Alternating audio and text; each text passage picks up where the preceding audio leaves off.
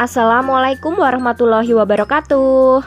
Halo anak-anak, bagaimana kabar kalian hari ini? Semoga senantiasa sehat dan tetap semangat. Pada kesempatan hari ini, kita akan belajar tentang tema 7, subtema 1, pembelajaran 1, yaitu tentang perkembangan teknologi produksi pangan. Anak-anak, apakah kalian sudah siap untuk belajar?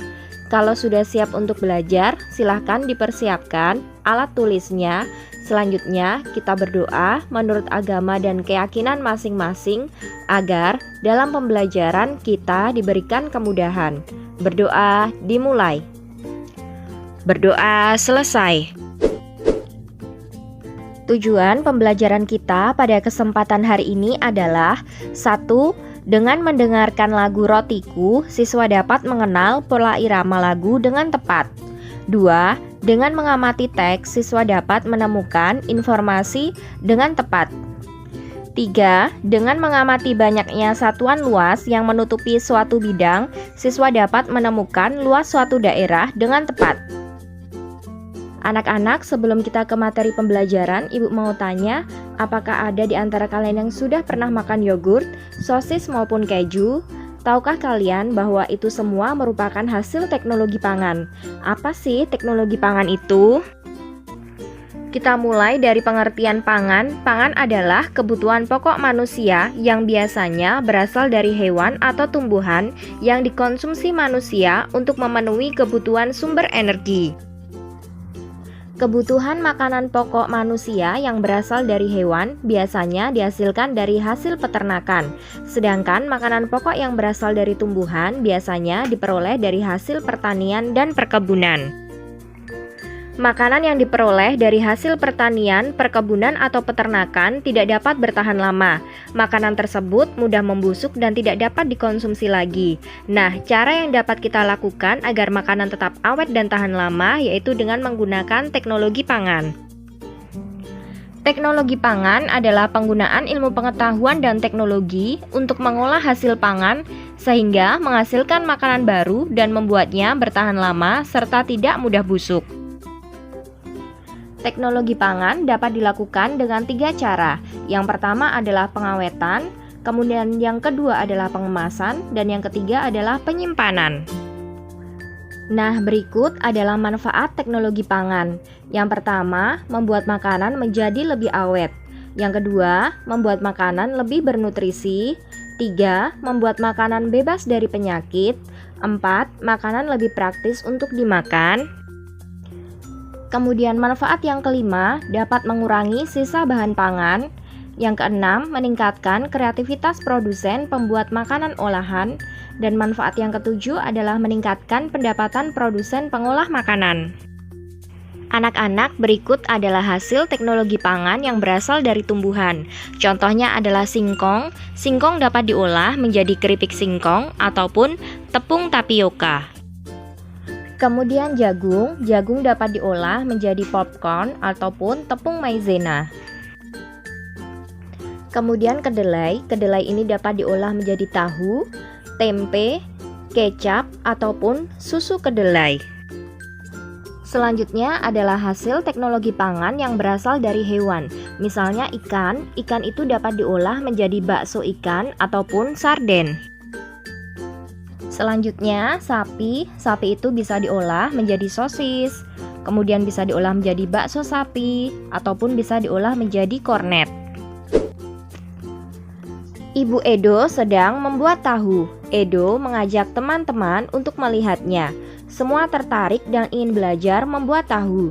Cara membuat tahu cukup mudah. Pertama, ibu menghaluskan dan merebus kedelai. Hasil rebusan disaring hingga tak ada ampas. Kemudian hasil rebusan dimasak lagi hingga menjadi susu kedelai. Setelah diberi cuka dan didinginkan, adonan tahu siap dicetak. Ibu Edo mengukur luas kain untuk menyaring tahu dengan menggunakan satuan tidak baku. Ini adalah gambar kain A dan ini adalah kain B.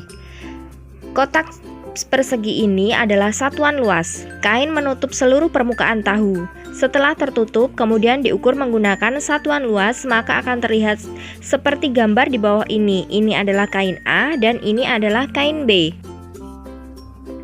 Edo dan teman-teman menghitung banyak tahu yang menutup seluruh permukaan kain A dan kain B. Banyak satuan persegi yang menutupi tanpa celah pada suatu tempat menyatakan luas tempat tersebut. Luas suatu tempat dinyatakan dengan banyak satuan persegi yang menutup tempat tersebut tanpa celah. Banyaknya tahu yang menutupi permukaan kain A ada 8. Permukaan kain B ditutupi oleh 16 tahu berbentuk persegi. Berapakah luas dari kain A dan kain B? Maka luas kain A adalah 8 satuan persegi. Ini karena ada 8 tahu yang menutupi kain A. Kemudian luas kain B adalah 16 satuan persegi karena ada 16 tahu yang berbentuk persegi yang menutup kain B. Agar lebih jelas, coba kalian perhatikan contoh berikut ini. Hitunglah luas bidang A. Untuk menghitung luas bidang A, kita tinggal menghitung banyaknya persegi satuan yang menutupi luas bidang A. Kita hitung bersama-sama ada 1, 2, 3, 4, 5, 6, dan 7. Ternyata ada 7 persegi satuan yang menutupi bidang A. Jadi, luas bidang A adalah 7 satuan. Contoh yang kedua, hitunglah luas bidang B. Kita hitung bersama-sama, banyaknya persegi satuan yang menutupi bidang B ada 1, 2, 3, 4, 5, 6, 7, 8, 9, 10. Ada 10 persegi satuan yang menutupi bidang B. Jadi, luas bidang B sama dengan 10 satuan. Untuk soal yang lainnya, kalian bisa mengerjakannya sendiri ya. Benny, Edo, Siti, dan Dayu berkumpul di teras rumah. Ibu Dayu menyediakan roti. Roti adalah makanan yang terbuat dari tepung. Dayu dan teman-teman menikmati roti buatan Ibu Dayu. Dayu teringat sebuah lagu tentang roti. Dayu menyanyikannya di depan teman-teman. Lagu tersebut berjudul Rotiku. Pola irama suatu lagu. Lagu Rotiku memiliki pola irama yang berbeda. Pola irama adalah sekelompok bunyi dengan susunan tertentu. Pola irama muncul secara berulang-ulang dan teratur dalam sebuah lagu. Nyanyikanlah lagu Rotiku. Kamu akan mendengar pola irama yang berbeda pada setiap bait lagu. Warna yang berbeda pada setiap lirik lagu menunjukkan pola irama yang berbeda. Nah, anak-anak, coba kita nyanyikan bersama-sama lagu yang berjudul Rotiku berikut ini.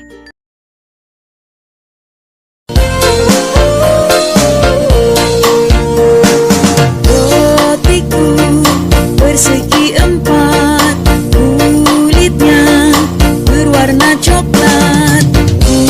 Tutup rapat-rapat supaya jangan dimakan lalat.